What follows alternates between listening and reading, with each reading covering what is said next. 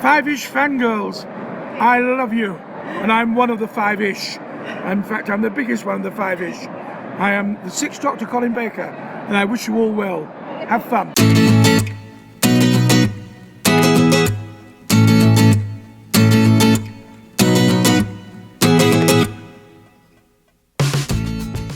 The tangents continue all the way to episode 232 of the Five-ish Fangirls podcast. And there are some who call me Booth Mom. Welcome everyone to this week's episode of the Five-ish Fangirls podcast. So glad you joined us. Let's start live like we do every week on the virtual table and see who's joined us this week. This is Brittany in Bethlehem. This is Holly from Wisconsin. And this is Rachel in Indianapolis, Indiana. Hello everyone. Hello. It's a day after PopCon, and I have a voice, so that's an accomplishment in itself.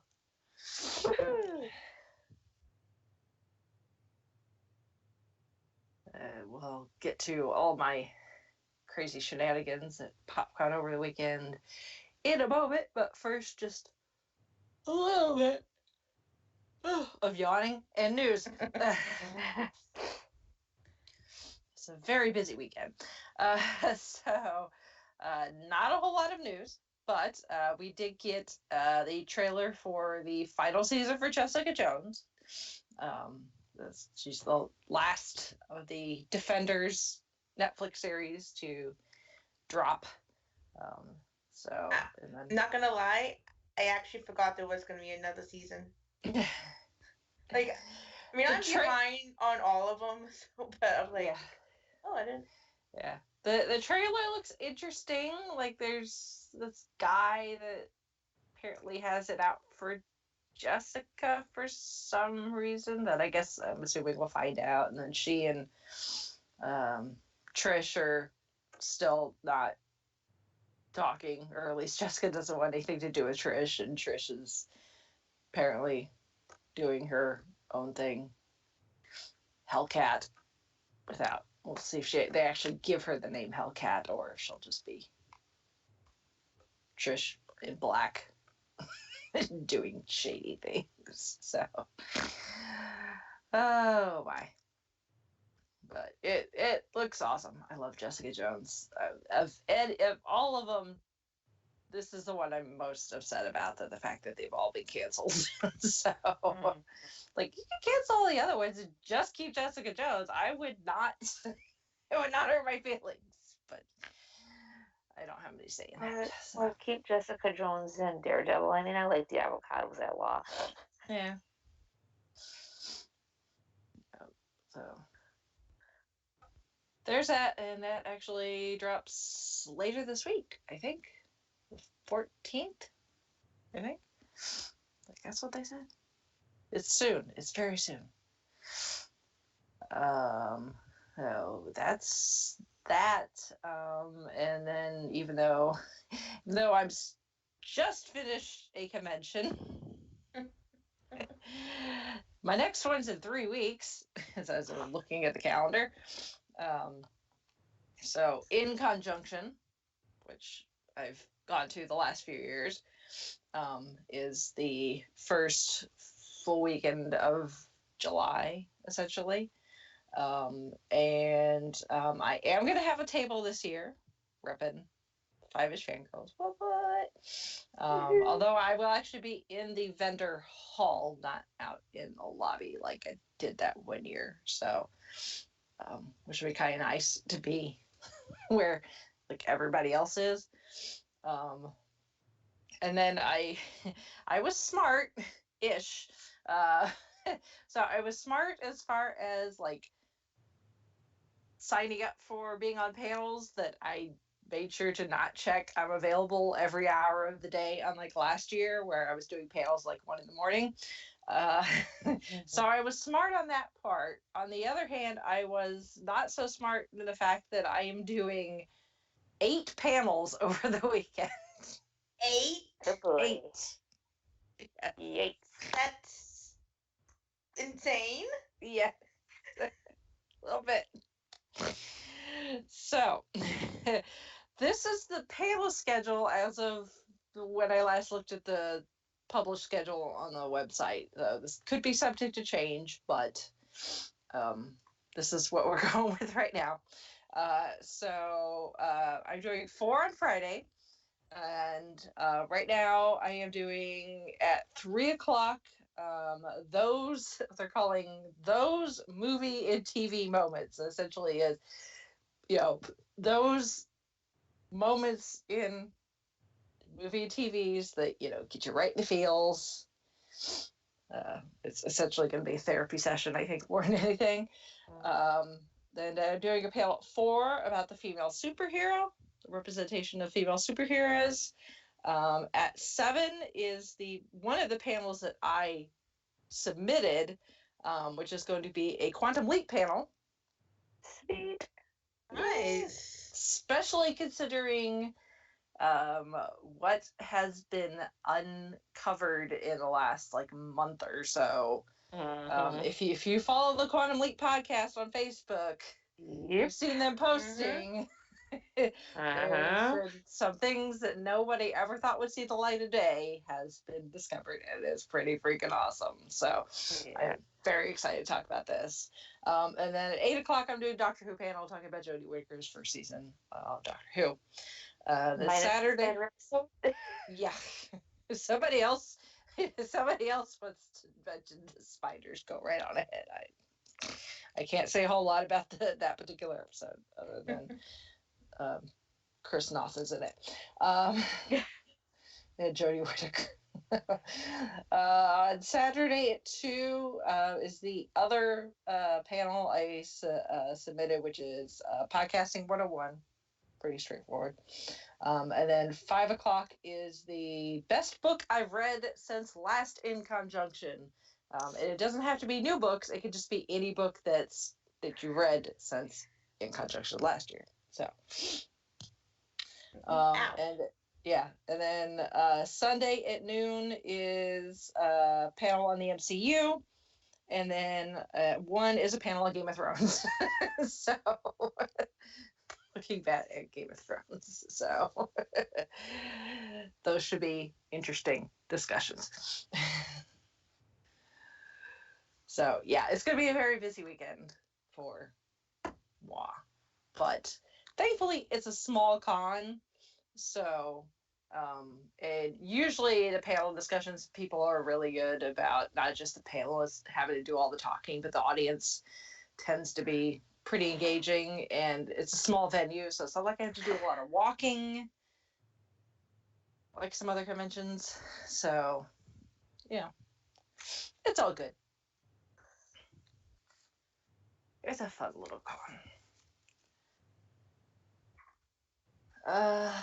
And then we do have feedback from but I have not a chance to actually take a look at it and read it and put it together into something to read back. I'm so sorry, Shalane, that I've just been swamped all weekend, and I saw your messages coming in, and I was like, I labeled them and tagged them, and then post-con I've just been so tired.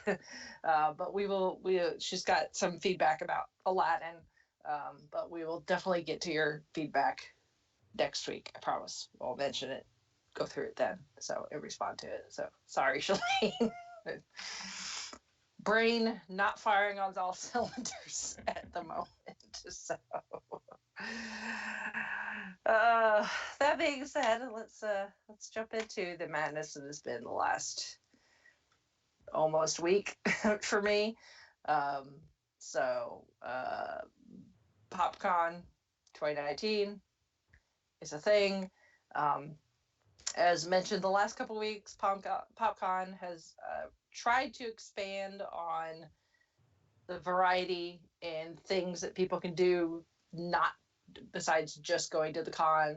I did the superhero run the previous weekend, and then Wednesday was Pints and Pause Play at Metazoa Brewing, which is downtown Indianapolis. And Meta, as I think I mentioned last episode too, Metazoa is a pet-friendly brewery So you can bring your dog, your cat, your cockatiel if you want, as long as they're behaved. And you can keep them from going all over the place. Pretty much any animal is welcome. So this was a chance for people to come. Metazoa automatically donates 5% of all beer sales to different charities for animals in need.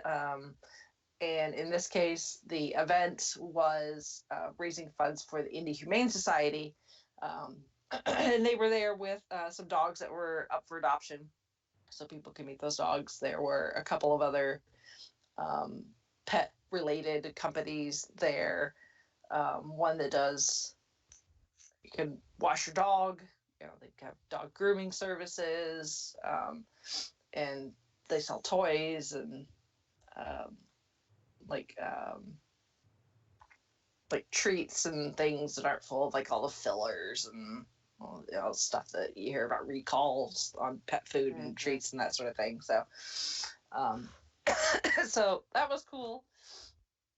And then KJ from Pet Pals TV and the kind of nerdy girls podcast. She was there kind of as the host for the entire event. She and her husband there, and they brought one of their cats, Grayson. So if you follow KJ on Instagram, she's got her own Instagram, and then her cats have their own Instagram. So you could, I could put the link to both in the show notes. So if you want to follow KJ and KJ's cats, you can. But Grayson is he's a cool cat.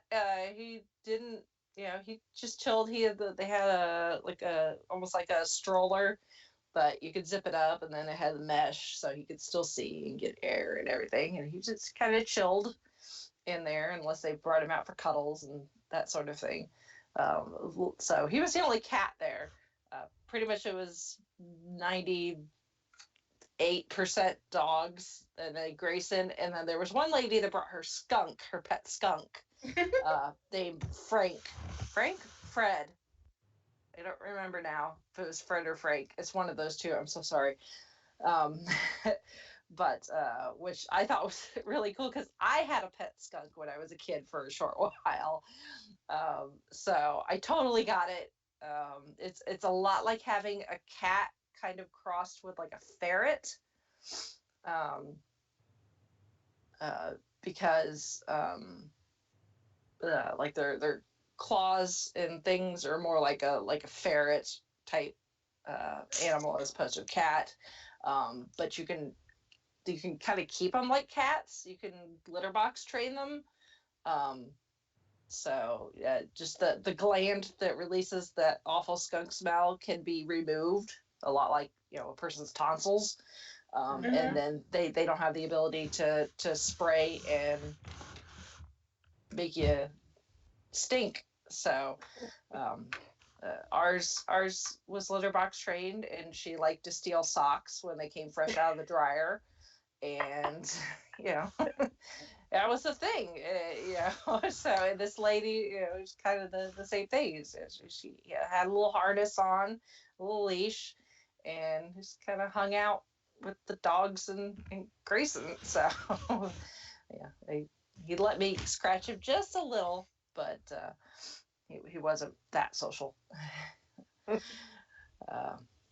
think he was tired and really wanted to eat. She was giving him bits of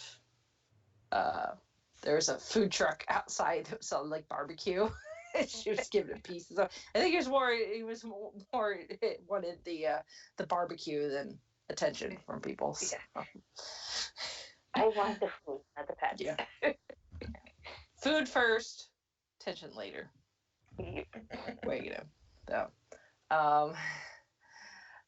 So that was fun to hang out, have a beer, chat with some people. They did pop culture pet trivia. And so it was like pub trivia, but this was all questions related to pop culture pets, and not just dogs and cats. Dragons birds, horses, from movies and television. So there was a person asking questions, and then you fill out your answers after, for each round, and then you turn them in, and then they tally the right answers. And then after we did 3 rounds of 5 questions each, they declared winners. I actually tied for second Awesome. in the pet trivia, and I was actually by myself. They were like, "Hey, if you want to make teams, go ahead and make teams." But I decided to go solo and tied for second in that. And then they did Name That Tune, where all of the songs, we had to put the name of the song and the name of the artist, and either the song or the artist was animal related. So, like Horse with No Name, or Eye of the Tiger, or something like that, or Cat Stevens. So things like that. And once again, 3 rounds, 5 questions. People broke up into teams. I once again flew solo and won. Awesome. Nice. Oh. By a couple of points, like 3 or 4 points, separated me and the second place team. So Nice. thank you, Mom, for making me listen to oldies music for all that time. I guess there was some modern music too, but just I think I got the name of all the songs right. It was just there were a few that I did not necessarily know the name of the artist. So Yeah. That's usually how I am. Like I know names of songs, but artists I sometimes mix up or don't really know. Yeah. So, but I ended up walking away with prizes for both. Most of the prizes were pet related things like tennis balls and treats and that sort of thing. So I gave them to my mom to give to her menagerie of dogs. So, and Buster immediately grabbed one of the tennis balls and was tearing it to shreds when I was over there. Chew toy. Yeah. Thank you. Yeah. It's like, no, you're supposed to play fetch, not eat. Don't argue with the dog. Exactly. Yeah. So that was fun. And thanks to Metazoa for hosting the event, and they ended up contributing to some of the prizes. Like I said, most of the related prizes were dog related, which at the moment, since I don't have a dog yet, most of those prizes I get passed on, other than the essentially like coupons for free beers, which I will be using eventually. So I've got lots of free beers to cash in. So nothing wrong with that. nope. Nope. And then I ended up winning a couple of passes to PopCon for winning Name That Tune, which I told KJ when she told me what that's what one of the prizes was. I was like, well, I don't need them. And she's like, well, you can find someone to give them to. I was like, well, yeah, that's true. One I ended up giving to my best friend Jeanette, and then I could not find someone to take the other one. So it's like everybody I knew was already going anyway, for the most part. So Too bad you couldn't save it for next year. yeah, really. Yeah. So I would have liked to have found someone else to give the other one to, but it's like the few people that weren't going just flat out couldn't go. It wasn't that they wanted to go and didn't have a badge. It's just it wasn't working in their schedule. So Right. So whatever, but that was cool. That was fun. And then Thursday was vendors loading and then putting together stuff at the convention center. Although I did have badge pickup Thursday evening, so I grabbed my loaded down with badges. I was walking back to the car. I'm like, badges. I got plenty of badges. We don't need those stinking badges. I don't need any more stinking badges. I got plenty. And then Friday was obviously the start of the convention. Everything kicked off really at noon. And Friday was just really, I just hung out. Once again, Podcast Indie. We had a booth where those of us in the group could come and hang out and pass out business cards, talk to people about the group and our individual podcasts, that sort of thing. So I had our business cards, I had the stand-up sign to put in the booth, and then Brandon and Cullen from Spark of Madness were there pretty much the entire weekend as well, with their framed photo of Neil Breen, which confused a lot of people. But it was a good conversation starter for the people that actually knew who it was. Like, people would see it and they'd do a double take and stop. They'd be like, "Why do you have a picture of Neil Breen?" Mm-hmm. Like, funny you should ask, but Mm-hmm. So we Friday was really just kind of hanging out, talking to people.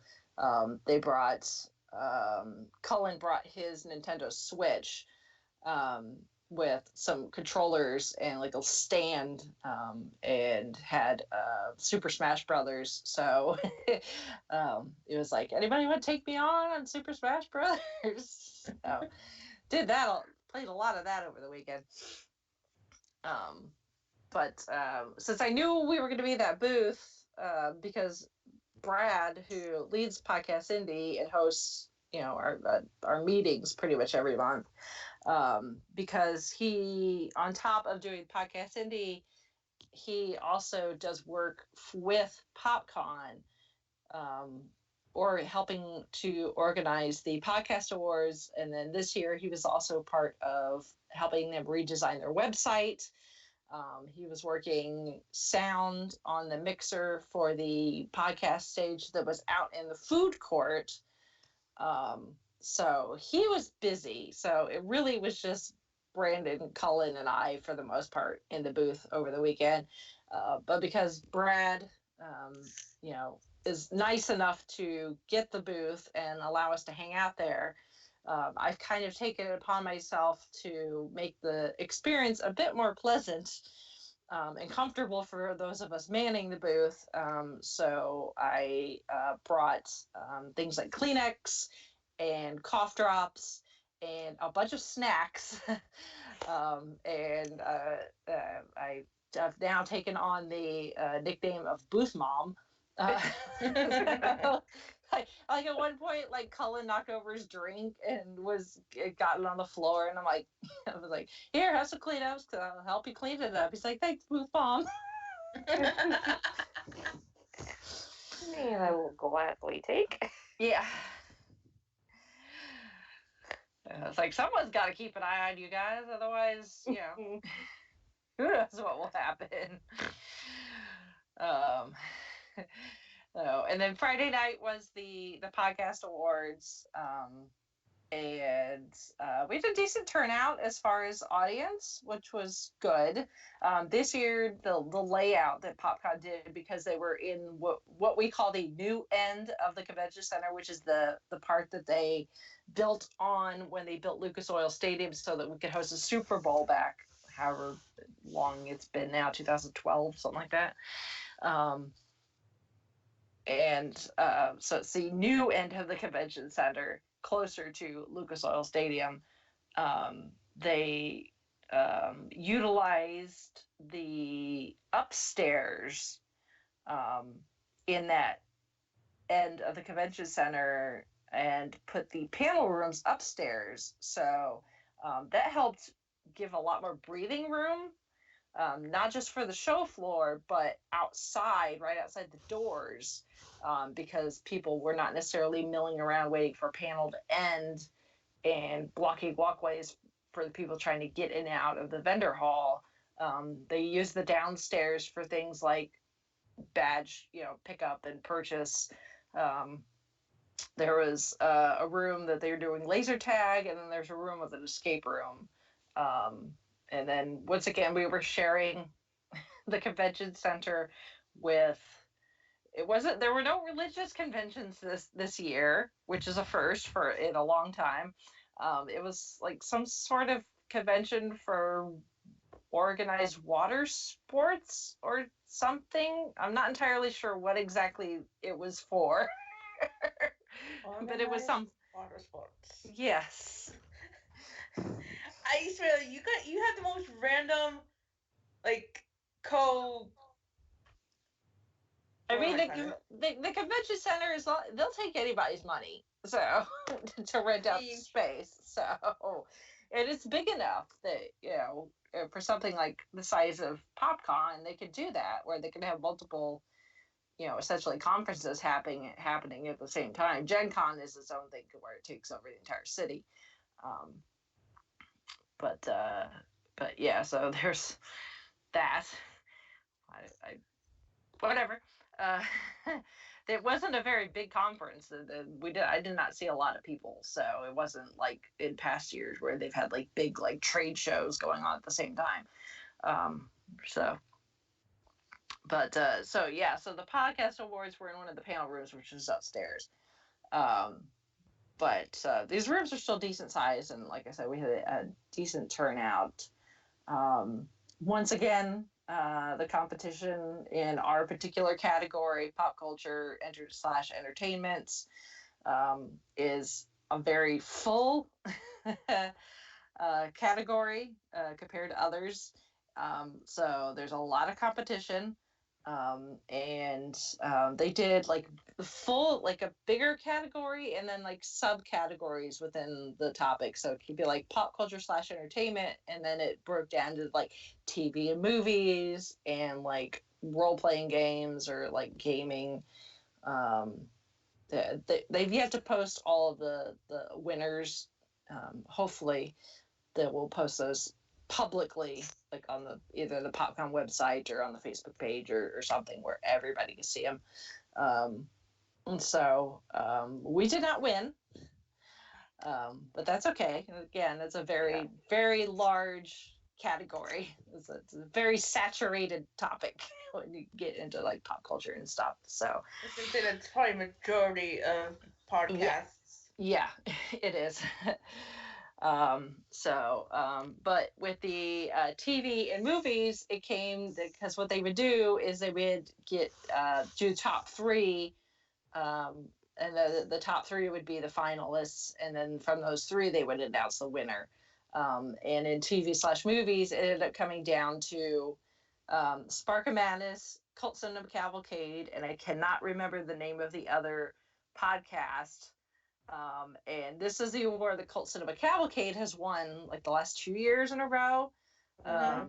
So it was like, if Cult Cinema Cavalcade won again, it would not be that big of a surprise. And the Spark of Madness, obviously, we know those guys as well.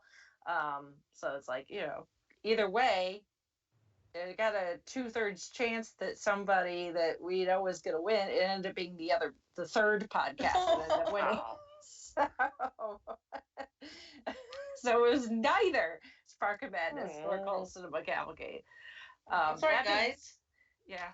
So, that being said, they also had technical awards. So they had an award for best intro, best editing, and best cover art.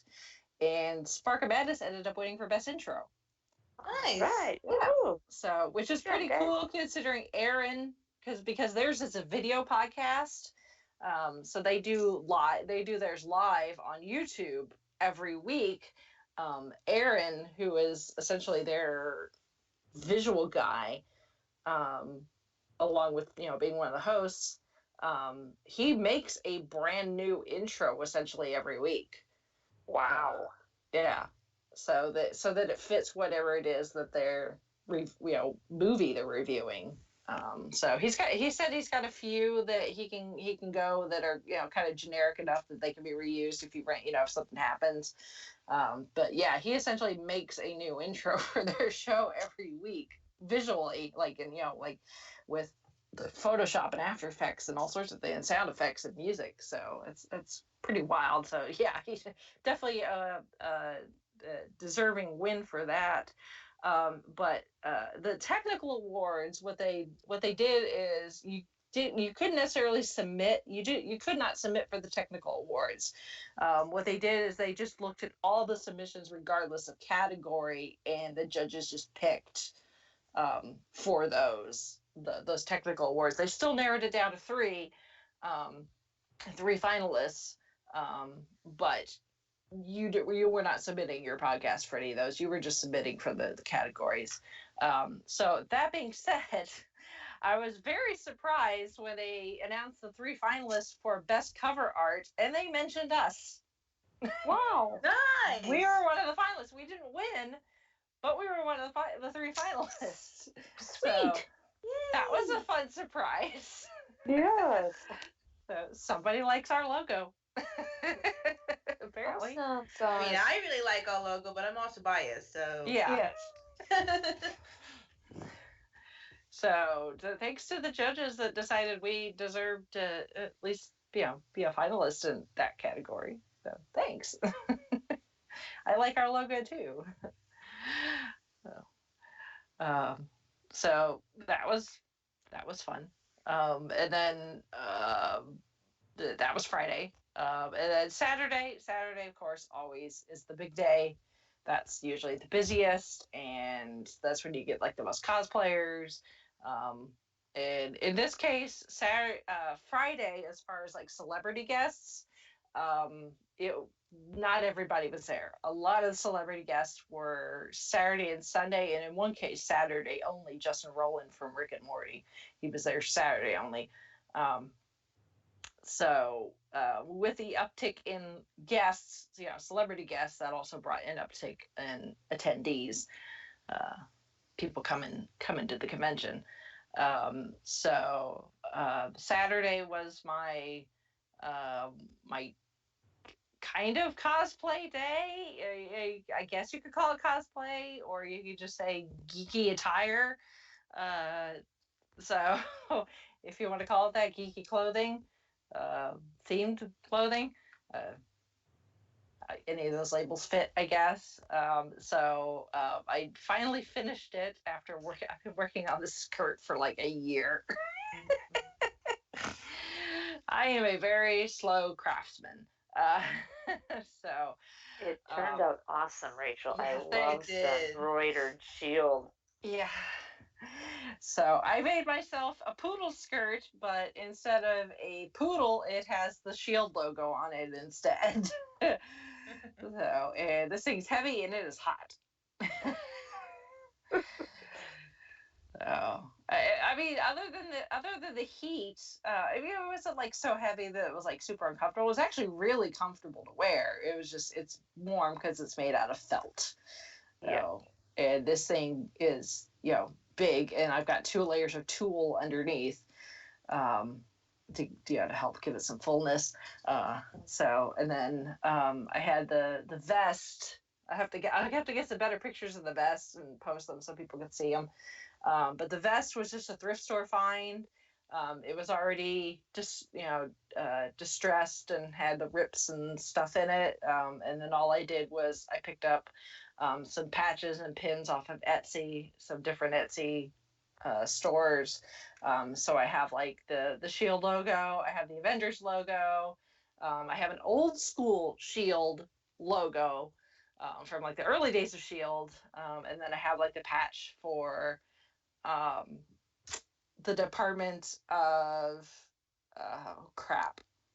from Spider-Man Homecoming, the cleanup. Yeah, the disaster cleanup. Yeah, I know what you're talking about. Yeah. From the tip of my tongue, I can't. Yeah. 3 o'clock tomorrow morning, I'll get it. Yeah, exactly. If the vest was I could grab it, but it's in the other room. So, unfortunately, And then I've Doctor got was looking as dapper as ever. yeah, and then I had a couple of Shield pins, and I got a pin that's Stan Lee, an enamel pin that's Stan Lee. So that was fun. And then my hair, the headband bow thing, I got off of Etsy as well. I'll try to put a link to as many of the vendors as possible in the show notes. But my headpiece, it was also had Shield. It was a Shield logo. So I was shielded out from top to bottom. I was like, I love Shield. So when Henry showed up, when Henry Simmons showed up, and I went to, I had my Marvel collage thing that I had picked up last year that I had Elizabeth and Palm autograph. That's my like Marvel autograph collecting art piece. So when I took it over there to get Henry's autograph, and his handler and Henry were like, "Look at you with your skirt and pins and everything," and Henry is like, "You must be a fan." And I was like, "Darn tootin', I'm right." I'm like, "I named my car Phil." It's like, and you can tell Clark that when you get back to work. He's like, "I will." Yeah. It's like, I'm a fan. There's a lot of wholesome love. Yep. Yeah, it was like, he's like, "You've been watching the new season?" I'm like, "Yes,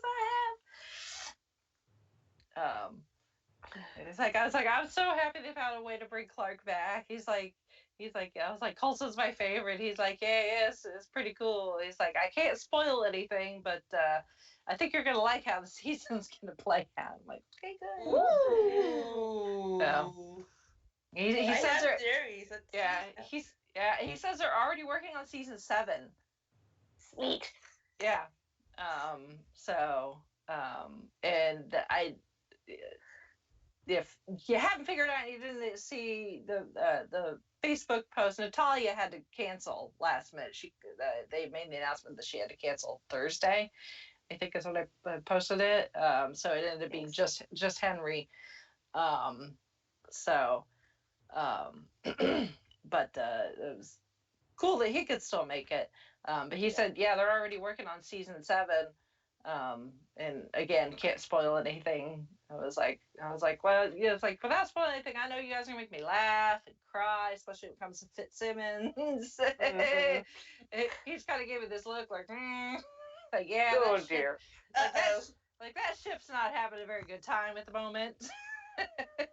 Does that ship ever though? That Like, ship needs some major repair. Yeah, it should need some repairs, some course correction, and because it's looking more like the Titanic at the moment. Yeah.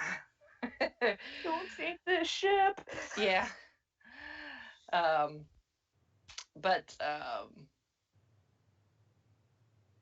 That was it was fun to talk to him. He's a very cool dude. He gives really good hugs.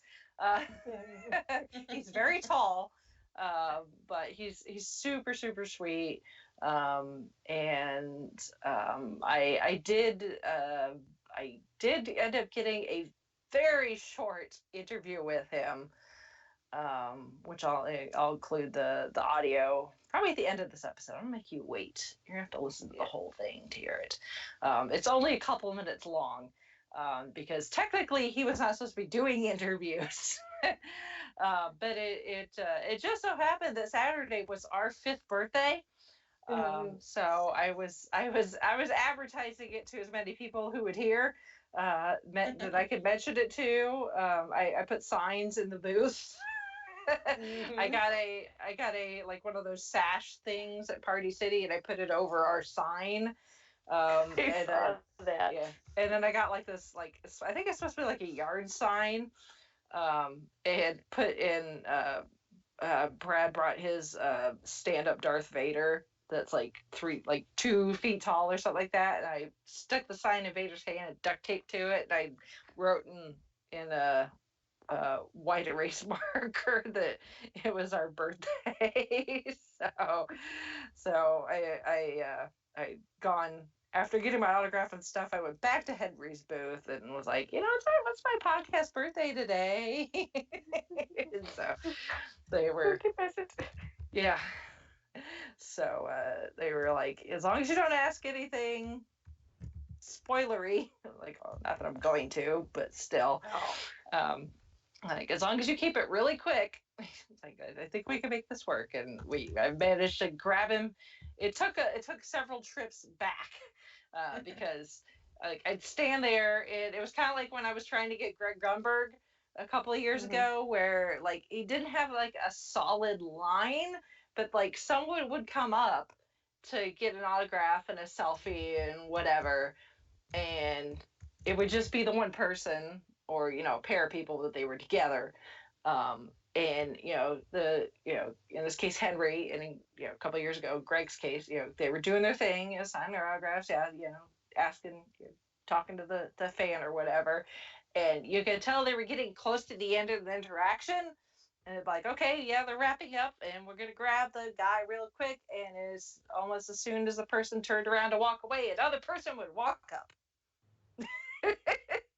So it was just like one person, take care of a fan, think you get a break, and here comes another one. Which, good for the fans and good for the celebrity, keep the interactions going. But when you're trying to snag someone for an interview, it's a little frustrating. But post lunch, there was enough of a lull that I grabbed. It was a big enough lull. I was able to grab him for the 2 minutes that I got him. So he was a cool dude. So there was that. And his Q&A was on Saturday. Unfortunately, I missed it. I missed most of the panels I wanted to go to Saturday. So I missed like Henry's panel. I missed Jason David Frank's panel. I missed Twisted Tunes, which in the grand scheme of things, not a big deal. It's first world problems. I ended up like I said, the one badge I'd won, I gave to my best friend, and she came on Saturday, and she's been going through some family things in the last month or so. So I decided that I would rather spend time with her and kind of let her decide what we would do based on how she was feeling. So I decided that, spending some quality time with her was more important than be like, hey, let's go sit in this panel for an hour. We can't talk to each other because that would be rude. So it's a shame that I miss it. Because I'm sure Twisted Tunes was hilarious again. I'm not sure what they did as far as the script this year. I'm sure I could find video. I'm sure someone's got some video and I can find it. But thankfully, one of my friends did make it to Henry's panel, and she tweeted a bunch of stuff, and some other friends of hers that tweeted some stuff. So I was able to get some factoids out of Henry's panel via the Twitters. So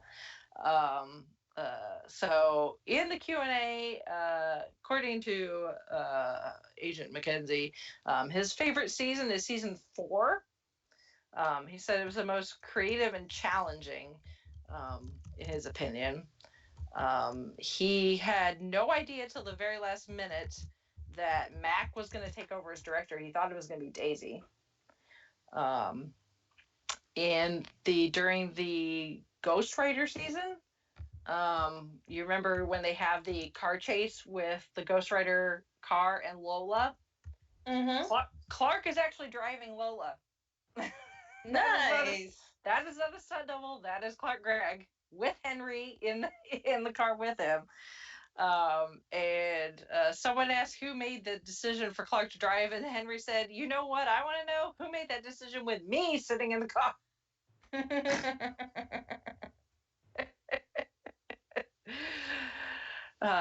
He said that Fitz's death at the end of last season was the hardest to shoot, both because the scene is obviously very emotional because Mac and Fitz have this, really close relationship, this friendship that they developed when Fitz was recovering, from the incident all the way back in season 1. Yeah. Oh wow, that was the end of season 1, wasn't it? Yeah. With it's like brain damage from the oxygen. No thanks to Ward. Calling, they developed a friendship, and Matt calling him Turbo. So it was hard for that, and also because they did not know when they were filming that if the series was coming back. They did not know yet if they were being renewed or not. And then he said the person least like their character is Ming Na, which that makes sense. Yeah. From what I've seen. Yeah, although I'm pretty sure she could probably still kick my butt.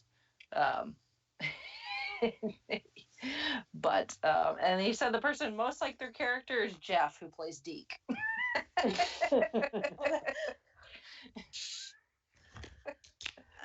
I can see that too. But he says everybody loves Jeff, but he's very much like Deke, apparently. So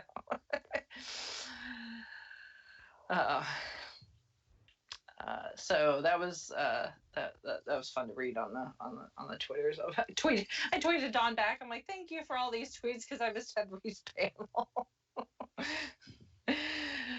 So, and then I had my professional photo with Henry. Towards the end of the day, they ended up rearranging the schedule. So that because it was originally his photo was going to be right after his panel, so they moved the photo to later in the day, and one of these days I'll get better at these photos, but because I had a pose figured out for when it was going to be Henry and Natalia. Mm-hmm. And then when Natalia canceled, I was like, oh crap, well now I don't know what I'm going to do as far as a pose with just Henry. So I ended up deciding that because I've got a shield, I have the shield badge and lanyard, if you remember from, God, what was that, season 2 or 3 when Patton Oswalt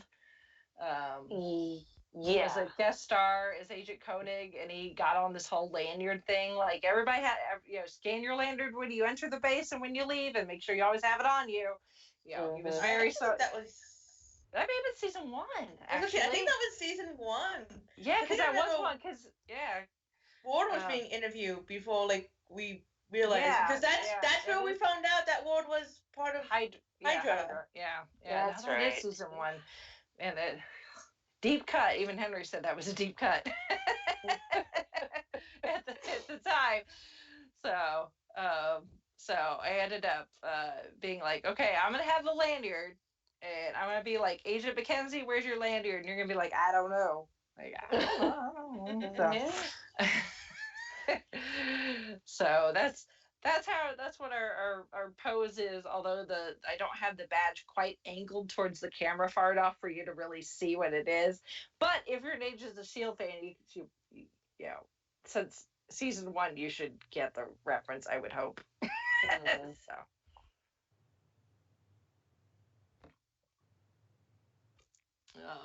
So there was that, and then I did my one other merchandise purchase on Saturday when I was wandering around with Jeanette.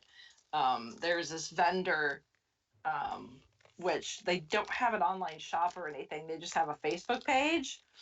And they sell all sorts of random things like pins and little figures and that sort of thing. But one of their biggest things was that they sell art. And I don't know what size this is. I mean, they're kind of big, although I don't think they're a weird size. So I should be able to find frames for them, I hope. I was like, oh yeah, I can buy 5 frames for these, and then proceeded to buy 4 pieces of art. But they are these sheets of kind of card stock. It kind of looks like old paper, where it's kind of got that yellow brownish like kind of print to it. It's not textured really, but it looks like it could have a texture. But it looks like sheet music, but it's just a single sheet. And then whatever IP the music is from, there are images that are part of that IP. So like the one horizontal one I bought is the Liberty Bell March, which is the opening theme music to Monty Python's Flying Circus. And then it's got a collage of different characters and the guys from Monty Python, which is hilarious. And then the other ones I bought are all vertical. So I got Doctor Who, of course, but they happen to have my Doctor. They had the Sixth Doctor, so Cool. Of course I had to get that one because it's it's not often you see stuff with the Sixth Doctor on it. Yes. So it happened to be because it was our birthday. It was also Colin Baker's birthday, so I was like, even more appropriate. I'm gonna buy this on Colin's birthday. So it's got a picture. It's got an image of the Sixth Doctor and the Sixth Doctor appropriate logo, Doctor Who logo, on it. And then I bought one that's the sheet music to Yellow Submarine. Cool. The Beatles song, and it's got an image from the cartoon. Nice. And it's got the submarine and then the three Beatles. And then this is the piece I picked up first because they had it so that they had like shelving put up with I'm guessing what they thought were like the most popular ones that people would go to. So like there were some Beatles and some others up on these like wire shelves, and everything else was just in boxes, but everything was alphabetical. They had dividers with labels on them for each property. Jeanette was actually very impressed that it wasn't just like the very most popular stuff, that they had some like deep cuts from like some horror films and some other things. So that was kind of cool. But because it was alphabetical order, I'm like, oh, let me go to the G's and see if they have it. And he did. And I even said something to him when I was checking it out. I'm like, I'm really surprised you have this considering how new it is. He's like, I got it before it actually debuted because they'd released a soundtrack before the debut. But I got the opening theme to Good Omens. Nice. And it's the image of it's the planet Earth and the apple from the apple tree from the Garden of Eden. It's got Aziraphale and Crowley sitting, and it's got like Adam and his friends on one side and the four horsemen of the apocalypse on the other. So it's like, let me go to the Jesus. Like I'm totally obsessed with this song right now. Oh, Good Omens. Yes, I'm buying that one. So thank you. Please and thank you. The meme. Shut up and take my money. Yes. I mean these things are. They're good size. I believe in the pictures I posted on our Facebook page in the album. I took a picture of them kind of like together, so you can get an idea of what the artwork is like. Like it's real like high resolution, nice quality artwork, and they're good. They're good size. It was hard narrowing it down to 4 because it was like one for like 6 or 8 or something like that, but then it was like 4 for 20. I was like, oh, I can get it to 4. And then like the next step was like 10 or something for some dollar amount. I was like, I don't need that many. It's like it's like I got Good Omens, I got Doctor Who, I got the Beatles, and then I was struggling to get to narrow it down for the 4th. Because there were so many good ones. Like they had different depending on the property, they'd have multiple with different images, if there were like multiple characters or different songs. Like they had several different ones for the different songs from Greatest Showman. Cool. So Nice. they had a lot of the Marvel movies. So it was really hard to decide what my 4th was going to be, but decided to go with Monty Python. So, because I do love the music. So, Does he have a website? no, he does not. I totally would have bought some. Yeah, no, he just has a Facebook page so you can see what convention they're going to be at next, essentially. Oh, okay. Yeah, so they don't have online shopping available. So I will put a link to the Facebook page, just so you can see if they're coming near you. Yeah, that would be cool. Anytime soon. So, but I was like, oh. But I was really happy about the good Omens. It's like I totally obsessed with this song right now. Yeah, I've listened to that open theme a lot. Yeah. But that is discussion for another podcast, like next week, maybe. Spoilers. So that was my Saturday. Saturday ended with the cosplay competition, which I always enjoy watching.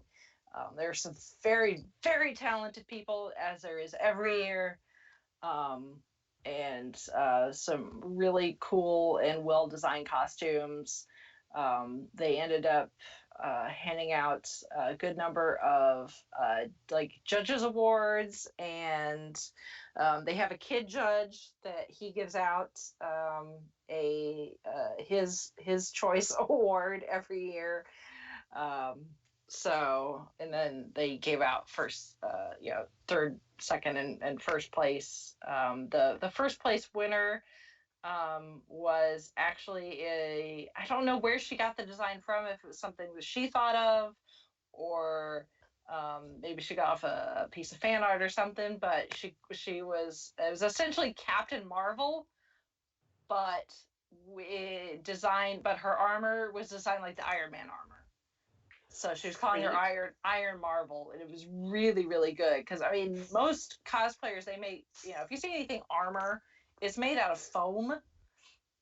More often than not, there are some exceptions out there, like the stormtroopers. Those are plastic. But most armor you see on cosplayers, it tends to be made out of foam. And this was really, really good foam work. So it looked really good. It was a really cool design. So so kudos to her. And then there was some, I don't remember who exactly got placements and who was judges winners, but there was also an award given to a gal that did Winifred Sanders from Hocus Pocus. Nice. Which I actually got to see hers up close, and it was really, really good. And then there was a lady that did Mary Poppins. And it was Mary Poppins' outfit from when she first arrives at the Banks house, the blue outfit. Okay.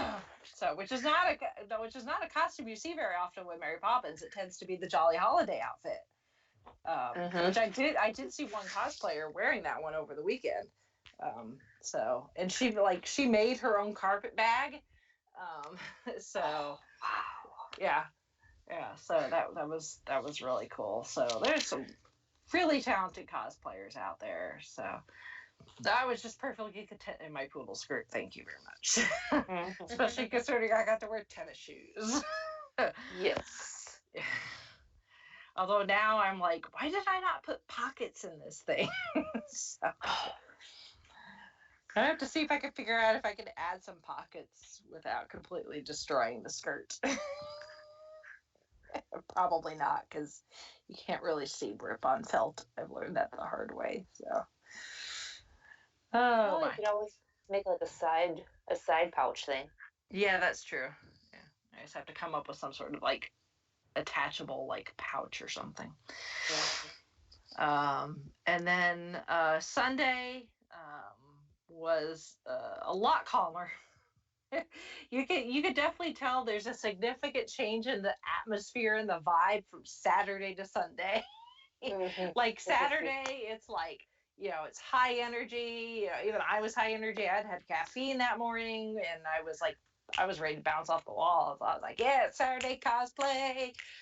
Celebrities are here, gonna get some autographs. Woo, hanging with my best friend, yay! So I was just like, and then the mid-afternoon lunch slump. I was like, okay, time for a nap. And then Sunday, it was pretty much like it was way more chill. Not nearly the crowds. There was just kind of that general vibe of last day. So we gotta go back to tomorrow. Yeah. So I'm sure it probably felt that way even more so for the people that went to the after party Saturday night. Ooh. I did not go. From what I heard, it was a pretty good time. Apparently, Kristen, aka Hodor, did a very good job as the guest DJ, and people had fun. I could hear the music from because where I parked. And where the rave, the after party was happening was right across the street at the old Pan Am Center, which is way back in the day. It used to be an ice skating rink, and that's where it would be open to the public to go ice skating, and where the hockey team would play before they moved to the fairgrounds. We had curling there for a while there too. I think there were some curling clubs, but it's changed. Since then, but it just so happens that the hallway I needed to go to get to my car where I was parked is parallel to the same street that separates the convention center from Pan Am Plaza, and this wall is just all glass so that you can see out of the street, and you can see the nice hotel that's across this, because it's the old Crown Plaza. It's part of Union Station, back when Union Station actually used to be a train station, so that hotel is all themed to like trains and stuff. But anyway, so because this wall is all glass, and the venue is literally across the street. I'm walking down this hallway, and I could hear the music coming from the building across the street. It was so loud. I was like, it's like, if I can hear that from here, I wonder how loud it is inside. I'm kind of glad I didn't go. Yeah. Because How I would many be are going deaf. to be walking away with ringing ears? Yeah, really. Like, and I thought Metallica was loud. But from the people who did go, apparently they had a good time. There's, we'll see what PopCon decides to do next year, I guess. If they'll do something similar, who knows? And then, but Sunday, because I did not go to the party, to the after party, I was slightly more energetic ish. And once again, hanging out at the booth with Brandon and Cullen, they were kind of feeling the same. Where it was like tired, but because Saturday had been my Henry day, Sunday was my Jason David Frank day. So once again, I was dressed as Skull, half of Bulk and Skull, and then Chauncey joined me later as Bulk. So I went, and Jason David Frank was scheduled to arrive at noon. So I had some time to kill. But a little before noon, I went and took my item to get autographed, and went and jumped in the line. There's a couple of people that actually recognized who I was dressed as and asked for a picture, which was pretty cool. Especially considering I was only half of the set. So I think it's the red beret. I think the red beret is just like, if you know, you know. So, and then Jason David Frank showed up and started doing autographs and the like, and it was fun to stand there and talk to fellow Power Ranger fans, and share what they were getting autographed. You had people with Funko Pops, you had people with comics, you had people with helmets. I, of course, have my movie poster from the 95 movie. So, which I love that movie. I love that movie. So, Jason David Frank autographed that. I told him as he was signing it, like, I know you've probably heard this from other people, but it's like, you were my first celebrity crush. He's like, yeah, I've heard that before. He's like, the crazy thing is to think that it's, I was like, you were my first, childhood celebrity crush. He's like, yeah, and it's crazy to think that it's been long enough. It's like, obviously you're not a child now. Like, none of us are. But he was nice about that. And then he was like, "Are you dressed as Skull?" I was like, "Yeah." Like, yeah, I am. It's like my husband does bulk. He'll be there. He'll be here later for the professional photo op. And he's like that's cool. He's like, I want to get a picture of you so I can send it to Jason, aka Jason Narvey, who played Skull on Power Rangers. So he took my picture and sent it to Jason. Nice. Yes. I was like, alrighty. He's like, can you do Skull's laughed? I'm like, I've tried. I can't do it. Like, I don't. I feel miserably. I'm not a good try. I cannot do it justice. But that was really. We got a selfie. Got a selfie with the Duff Door. So. And he was the one that took the selfie with my phone, so Jason David Frank has held my phone. Thank you very much. So, that was a dream come true right there. So, because yes, he was my first, childhood celebrity crush. Although Billy was my favorite, but Tommy was my first crush. Tommy and Kimberly were my very first OTP before OTP was a thing. And in a pleasant surprise, I was able to actually cross, because at this point I had David Yost's autograph on the poster. I got that last year when he was at PopCon. And then I had gotten Johnny Young Bosch's the year before when he was a guest at PopCon. So I had two.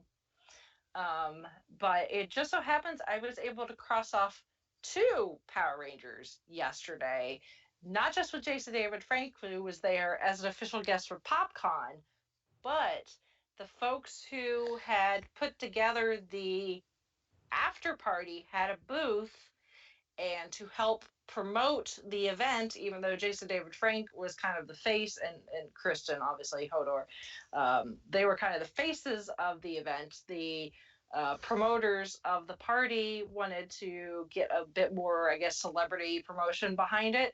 So it just so happens that at their booth, as their guest, so not a guest of PopCon, but as their guest, was Steve Cardenas. Nice. So I saw him when I was walking around Saturday. I was like, okay, that's a thing that's happening. So when I saw that he was still here yesterday, because I mentioned it to I think Brandon Cullen, because Brandon actually said something. Because he had gone out to the food court to get foodies, and he's like, yeah, I saw him. I was like, that guy kind of looks like Steve Cardenas. I'm like, no, it's Steve Cardenas. Like, he's here. He's not here on behalf of PopCon. He's here on behalf of some, a vendor. So I was like, if he's here tomorrow, I'm going to have him sign my poster too, so that I can knock out two Power Rangers in one go. So that's exactly what I did. It was nice talking to Steve. I've talked to Steve before. We've actually met. This is actually the third time we met, because they had all those Power Rangers at Lexington the year I went, when Colin Baker was there. And then Steve was a guest of PopCon 3 years ago, something like that. So I met him then, but I did not have the poster last time he was here. So that's why I've never bought an autograph from him. But he was actually a guest at the very first PopCon. So so when I walked up with the poster, and he was signing it for me, and he was commenting on the fact he's like, oh, this is pretty old school. And I was like, yeah, it's like the movie's my favorite. It's one of my favorites. I had it on VHS as a kid, and it was on repeat constantly. He ended up giving me one of his pictures. It's that like they have the stack of pictures for people for him to sign if people don't have their own item. He ended up giving me one of them where it's a shot of all of them in the command center in their Power Ranger gear. Oh, cool. So Nice. and I was commenting because the movie just came out on Blu-ray. They just released it on Blu-ray, and he asked if I'd seen it yet. I said no, I haven't. He's like, I haven't either. He's like, I'd be interested to see what they put on there as far as special features. Because he said that essentially when they were filming the movie, that Dulcea, when they go to the island to look for the great power, I love this movie. Dulcea was actually a different actress at first. It was actually, surprisingly enough, they cast Mariska Hargitay. Oh, Really? Yeah. From Law and Order SVU. Obviously, this was years before Law and Order SVU. But she'd been cast as Dulce, and they filmed like pretty much the entire movie with her before they decided that she needed to be recast. And then they also made some changes to the costumes. He said that they made some changes to the belts, and at one point their helmets, the mouth, somebody must have been a Doctor Who fan or something. The mouth on the helmet was actually open, and they had painted their lips and that part of their face silver.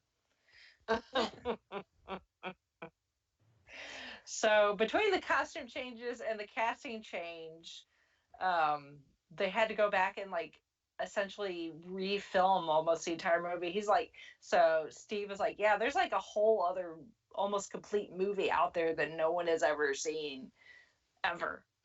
He's like, I don't know what they did with it, but if they still got it, he's like, they should like release it, at least some of it. As a special feature on a DVD or Blu-ray or something. But it just so happens that Brandon from Cult Cinema Cavalcade, for his day job, he reviews movies for a website called whysobblue.com, and he is constantly getting DVD Blu-ray releases, mostly Blu-rays because it's called Why So Blue, obviously. They get sent to him, and he reviews them and writes up reviews for this website so that people can be like, is this worth the money to spend on, so people can help them decide whether to spend their hard-earned money on, because Blu-rays are more expensive, obviously. And it just so happens that Brandon had gotten the Power Ranger movie on Blu-ray and had written his review. So I grabbed him. I was like, when Steve had an opening, and because I said something to Brandon when I went back, and it's like, yeah, we were talking about the Blu-ray, and he's like, well, I wrote a review on it, I should go talk to him about it. But then he had some people, so once he got a moment, I was like, Brandon, opening! So we both go back over, he was telling Steve about, what the special features were on the Blu-ray, because they didn't bother, as far as he knows, to contact anyone to film anything new. They just used stuff that had been filmed several years ago, I think, for like the DVD release. Gotcha. So, but that was just kind of fun that it was just me and Brandon standing there chatting with Steve Cardenas for several minutes, talking about the Power Rangers movie.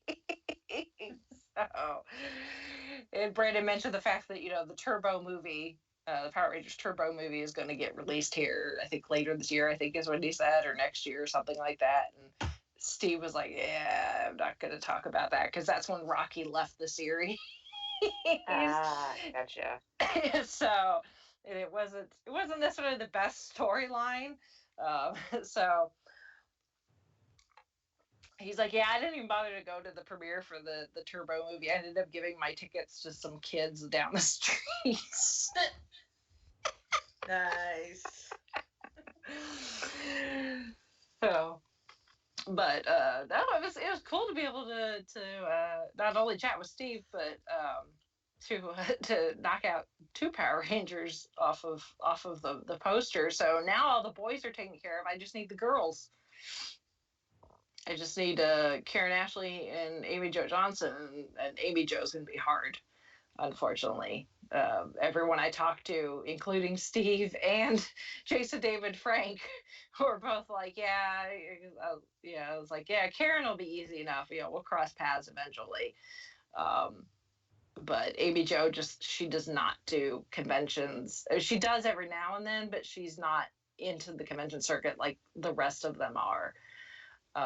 So odds are I'm gonna probably have to travel to like a C2E2 or something like that. Whenever Amy Jo decides to do one of those. So, but Karen should be easy enough. It's actually funny because I posted a picture of the poster on my Instagram last night when I got home, and I was like, 4 down, 2 to go.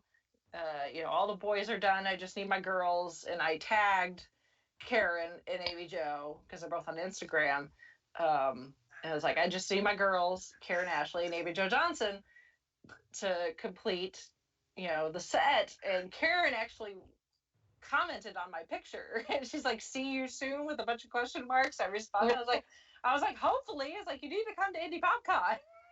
It's like, if there's anything else, Steve and David can tell you, we're cool here, and the con's fun. So I was like, oh. When they start making, when the PopCon starts asking for celebrity requests, I'm like, Karen Ashley, Amy Jo Johnson, and actually we need Bulk and Skull too, because I would have them sign it as well because they are in the movie as well. So, and eventually we will get Bulk and Skull will get to meet Bulk and Skull, and that's gonna be awesome. I was gonna say that would be so cool. So, because Chauncey and I, we did get the professional photo with Jason David Frank, and of course I had my the sign that's in all of the photos that we have so far. It says, "Have you seen the Power Rangers?"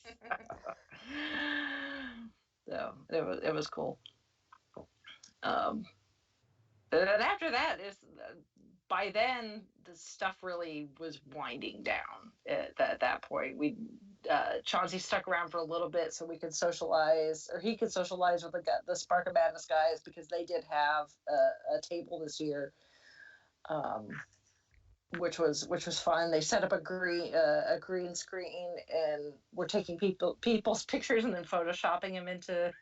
I saw those photos. Yeah. Did you could do one? I didn't see. That we did do one, but they haven't posted it yet. So. Okay. But I'm sure they will eventually. They were all very tired too. Just everybody was tired. So it was fun to talk to them. Right behind them was the Established Facts podcast / Breakfast Anytime improv group. So it was fun to talk to them. They did their annual drawing that they do every year, where they always you can get raffle tickets, and they raffle away a bunch of like games and collectibles, and sometimes autographs if they could get them. They usually have badges for PopCon.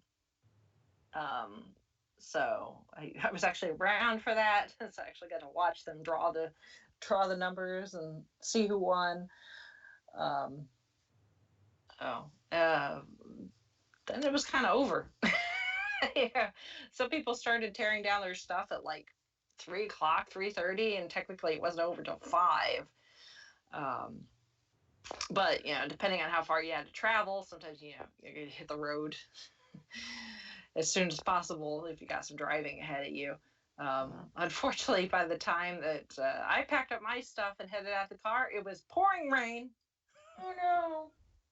Yeah. So I had to walk through the pouring rain with all of my stuff.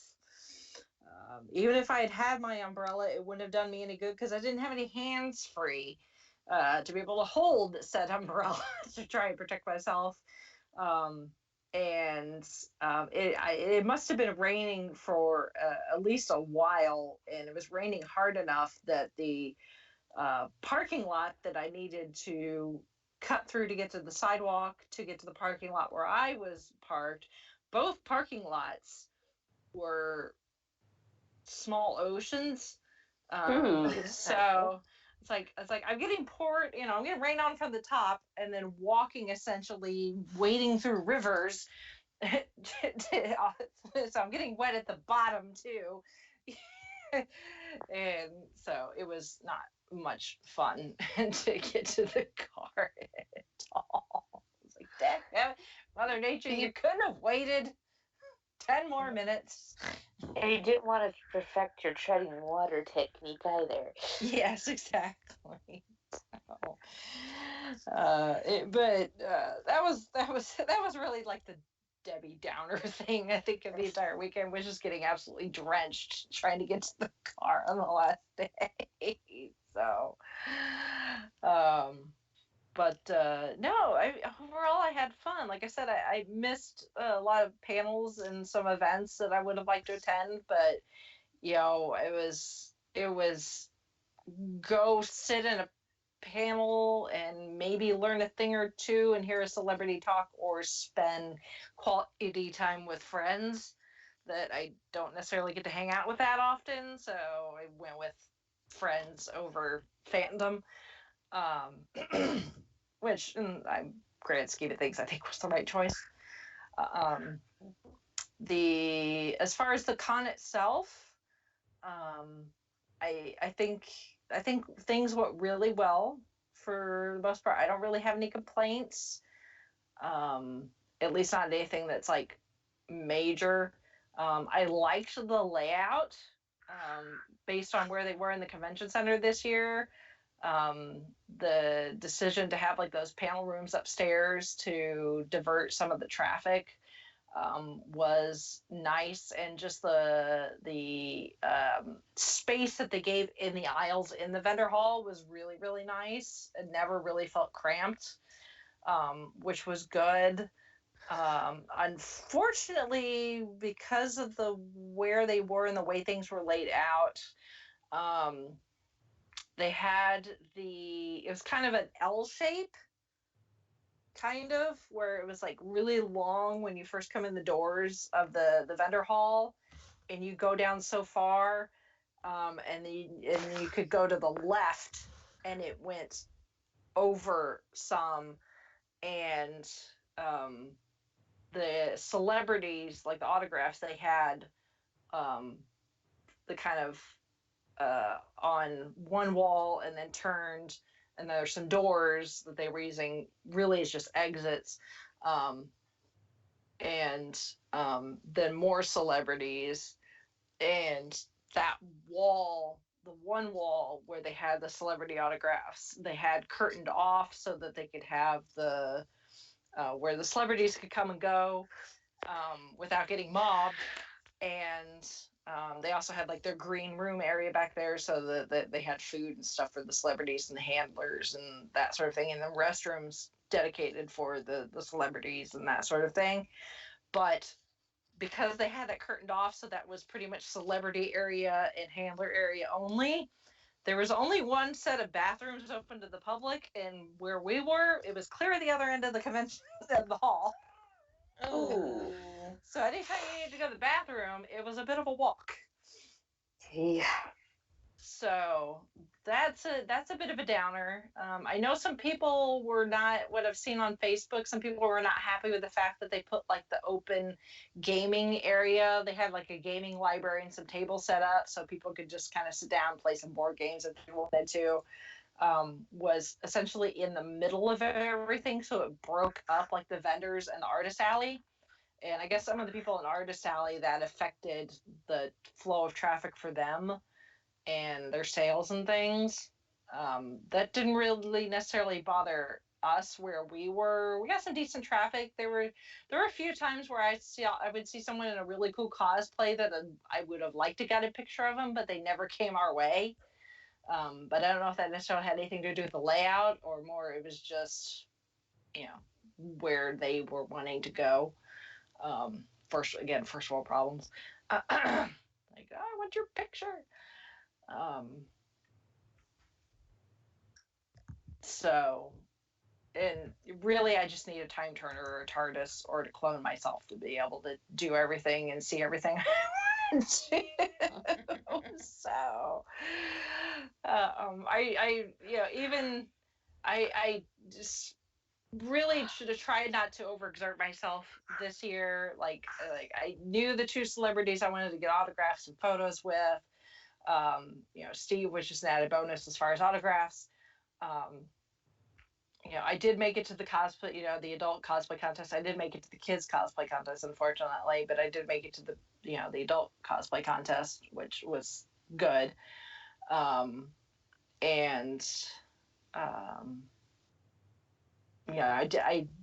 spent a little bit of money. I could have spent more because there were definitely some very talented people who are like, no. But, my wallet and my walls say stop. You're running out of money and wall space. So I was like, I came home Saturday evening and I'm like, hi, honey, I'm home. I got more crap to put on the wall. Don't know where I'm going to put it, but I got some more stuff to put on the walls. We have to expand the fandom area of the house. Yeah, well, it's spread out. Like the art is like kitchen, living room area, all the celebrity photos except for the one with us with Stan Lee, which it's proudly displayed right where you first come in the apartments. But most of all of our other celebrity photo op pictures are in the bedroom, and there's room for some more. So that's where Henry and JDF will be going once they get frames. But it was a good mix of, in my opinion, a good mix of vendors, as far as like artists and other things to buy. I really had to watch myself and not buy everything in sight. I do have vacations coming up that do require money, and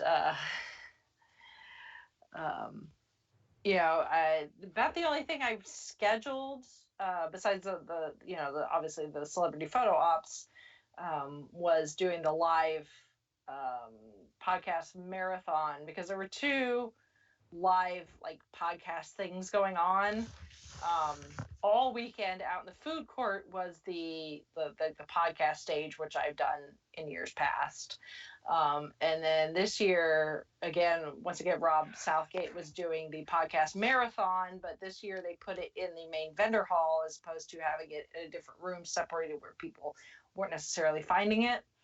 And then that was Saturday, and then Friday and Sunday they were using that same stage and microphone setup for like Q&As for some of the, like, I don't want to say lesser celebrities, but the ones that aren't necessarily going to require a large seating area.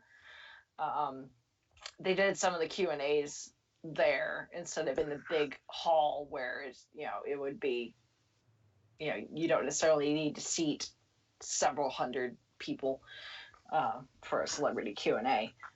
So I did do that. I will, I'll obviously the audio from that will go in the feeds once I get it from Rob. But that was really kind of the only thing that I really scheduled. which I'm glad I did. You know, it's been, well, now we're going into almost 9 weeks, but at the time it's slightly over 8 weeks since I was in that car wreck. And, you know, for the most part, I have bounced back. Thank goodness. But this was the most like exerting thing I have done since the car wreck, where, you know, I was really going for 3 days in a row. And I'm feeling it as far as my energy level is concerned. Thankfully, physically, I feel okay for the most part, other than my feet just hurt. But you know, my voice, I was good about not overusing my voice. So I don't sound like I did a couple of years ago where I can barely speak. So I'm glad that I did things the way I did, so I'm not paying for it now. And you know, knock on wood, there'll be no illness and or injury and or, you know, wrecks, accidents going, you know, before the convention next year. Which, speaking of which, if you want to go ahead and mark your calendars, PopCon next year is going to be not in June, but July. It's going to be the weekend of July 10th. Oh. Yep. So, why is it scheduling wise, or do they just want to try something new? it's just when the convention center is available. So it'll be July 10th, 11th, and 12th. So you can go ahead and mark your calendars there. And then if you want to join the Facebook group, like the PopCon Indie fans, I'll get the proper link for it, put it in the show notes. So you can join the group, and that's where people, you know, if you attended this year and want to give feedback, you can do that. Especially if you did not make it to the live feedback panel that they do every year. With some of the organizers, and you'll also see when they start putting posts out there asking people for their suggestions as far as celebrity guests, so you can put in your 2 cents there. But yeah, I had fun, as I always do. It's just, there's just something about this convention. I don't know if I've enjoyed it since year 1, even before, you know, I have the friendships that I have now, before I got to know, you know, the organizers, before I got to know Carl and, you know, some of the other crew. I've always enjoyed this convention since the very beginning. And I'm very happy that, that I'm in a position to be able to go every year, and that they're nice enough to, you know, give me press badges so that I can cover it every year. You know, I would gladly pay to go, but it's nice to be able to have that badge, you know, that says press, and be like, hey, look at me, talk to me, tell me all the things, and you know, it's good for the city. It's good for the community. I like the fact that they, you know, it's not necessarily about getting the biggest names so that they can get the, you know, largest number of people to come spend lots of money at the event, that they're willing to pull in and bring in, you know, maybe more obscure celebrities, you know, ones that maybe aren't necessarily that recognizable right off the bat. Because there are fans of those people out there, you know, and they're like the YouTubers that, and some, you know, cosplayers that, you know, to help them get some recognition out there. So it's such a fun convention because they try to embrace as much of the fandom community, whatever you're a fan of, whether it's gaming or cosplay or podcasting or, you know, movies or anime or whatever. You know, you can find something or someone or a vendor or whatever that's gonna have something that's gonna be that's like, hey, that's me, that represents me, that is my thing. I'm glad that my thing is being represented. It's like, that vendor with the sheet music, I was like, it's like going through the D's. I'm like, obviously, they're going to have Doctor Who, but I did not know exactly what was going to be represented as far as Doctor Who. The fact that they had my doctor, who's not that popular, I was like, hey, that's a thing. Somebody's recognized that this is a thing. This doctor has fans and want stuff with that doctor represented on it. So you don't necessarily find that at other conventions, and vendors and the like. So I'm just glad that there are people that recognize that it's not just about, the Mark Hamills, and no offense to Mark, he's a great guy, but it's not about the Shatners. It's not always about the Shatners and the Mark Hamills and the Chris Evans. It's people are just as excited about some kid who's got a YouTube channel or a Twitch channel and sits and plays video games and has thousands, if not millions, of people watch them and get excited about that. So I'm already looking forward to next year. Obviously one of these years it won't be just me. And maybe Brandon and Cullen, is like, you guys need to come hang out with me at PopCon. It'd be fun. Even if we don't get our own booth, even if we just, go play in the podcast indie booth, there's plenty of room to go around. I'll bring snacks. I'm booth mom. I'll be more than happy to bring the snacks and the Kleenex and hand sanitizer. You're gonna take care of yourselves, kids. Otherwise, you get con crud. So it was exciting to be able to to at least with myself and with the people that recognize the accomplishment, our birthday over the event. Mm-hmm. But at the same time, it's like, oh, the 5-ish Fangirls have hit 5 years and we're not together. It was kind of sad.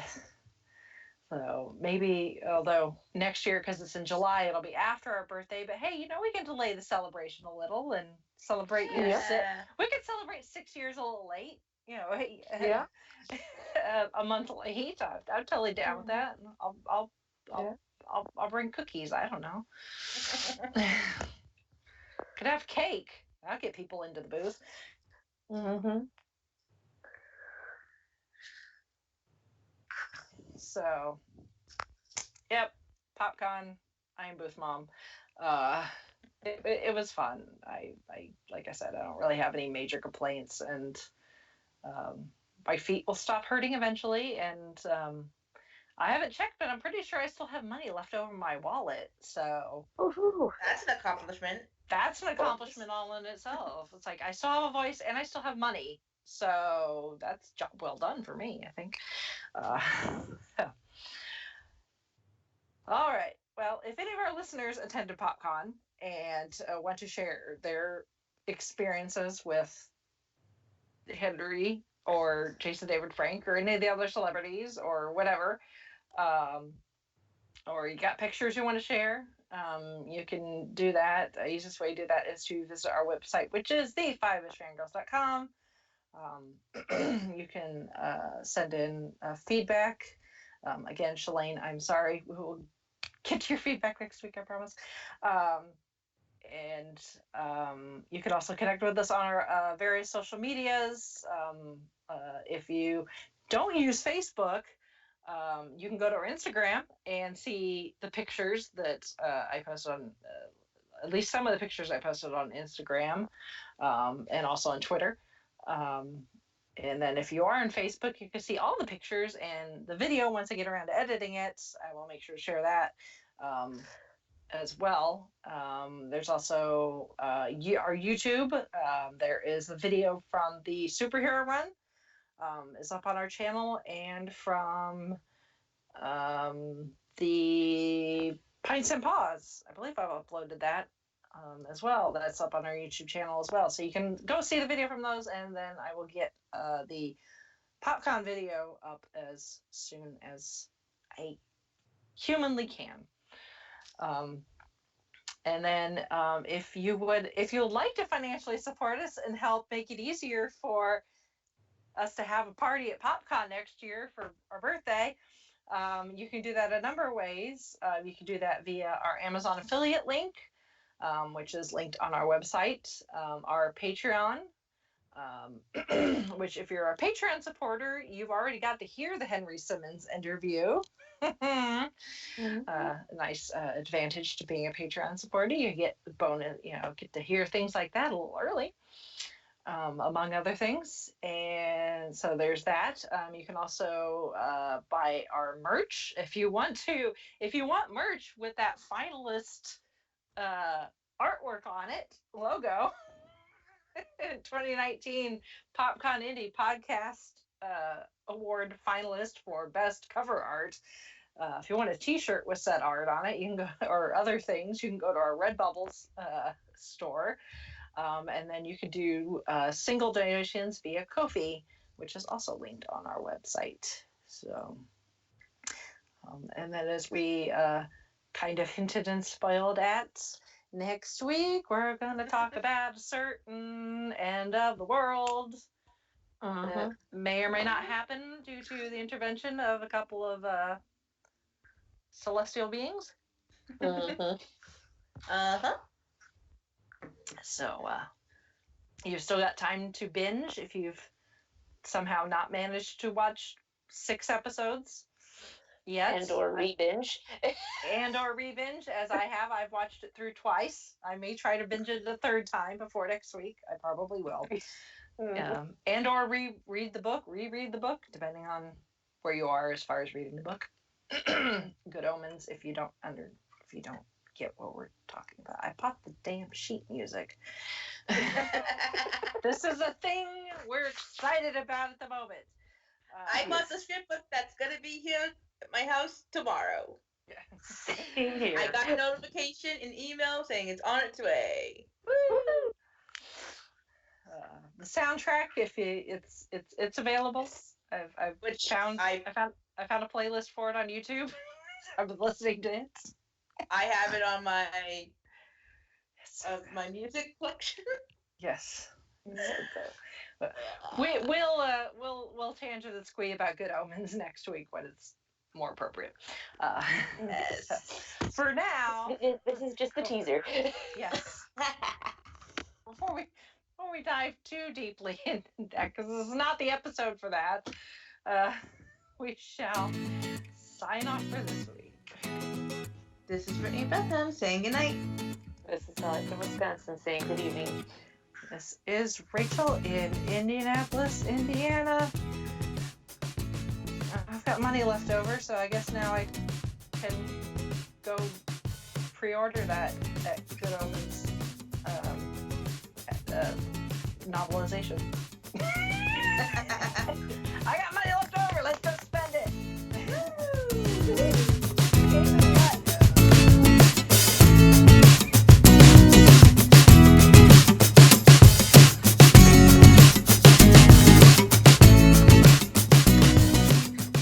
She had posted on Facebook that Henry Simmons gives the best hugs. 10 out of 10 would recommend. Like a Yelp review. You're Penny up. Yes. All right. I'll take it. So, and I posted back and I'm like, agreed. 5 stars. Thank you. It's all good. Thank you. So, yeah. Oh, Can I grab you for like 30 seconds? yes. Cool. I know it's getting to that second half of the day. Quick, though. Post lunch. Really quick. Okay. Best hugger in the universe, 10 out of 10. Would recommend Henry Simmons, Agents of S.H.I.E.L.D. How are you doing? How's the con going? It's going fantastic. I met so many wonderful people, hugged so many wonderful people. I'm having a great time. Good. Is this your first time to Indiana? Yes. Okay. Yes. Okay. And I love it. Good. So far, I mean, I haven't been here that long, but Well, the people I've met, people make the state. yeah. You know, they make the city. It's the people, Yeah. and so far, I'm loving it. Cool. Very cool. Well, and now that Elizabeth is engaged and has ties now, we'll have more permanent ties in Indiana. You can, Oh, that's right. come visit. That's come right. hang out in the That's Hoosier right. State. That's right. Try a tenderloin. It'll be the size of a hubcap, Okay. because that's kind of our thing. All right. Sounds Is good is already. tenderloins the size of Lola's hubcap? That sounds good already. You won't have to eat for a week. I love that. So, but I'm glad that you're enjoying yourself and we're treating you right. I would like to think that my fellow Hoosiers and Agents of S.H.I.E.L.D. fans are treating They're treating me Mac. absolutely fantastic. Otherwise, you're gonna go all shotgun axe on everybody, right? Anybody tries to mess with Mac, they gotta go through me, and then the shotgun axe. There you go. You'll handle them, right? Yeah, exactly. Me and my teddy bear. Yeah. It's all good. Cool, man. Well, you have a good rest of the convention. Thank you. You're awesome. Thank you so much. I like you. Come back. All right.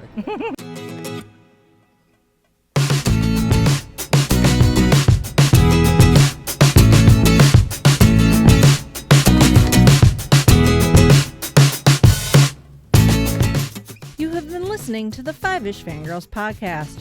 You can find more episodes and information at thefivishfangirls.com. Any and all books, movies, games, and any other forms of media mentioned are owned and operated by the respective copyright holders. No copyright infringement is intended or implied. If you wish to support the show, the easiest way is to leave us a rating and review on iTunes. More ratings and reviews will make it easier for others to find the show. If you wish to support us monetarily, you can do so at patreon.com/5ishfangirlspodcast. All money goes towards fees and equipment to keep the show going. For official Five-ish Fangirls merchandise, visit redbubble.com/people/5ishfangirls.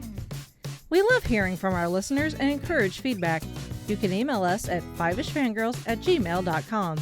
You could also like and follow us on Facebook at facebook.com/5ishfangirls. Thank you so much for listening, and may the squee be with you.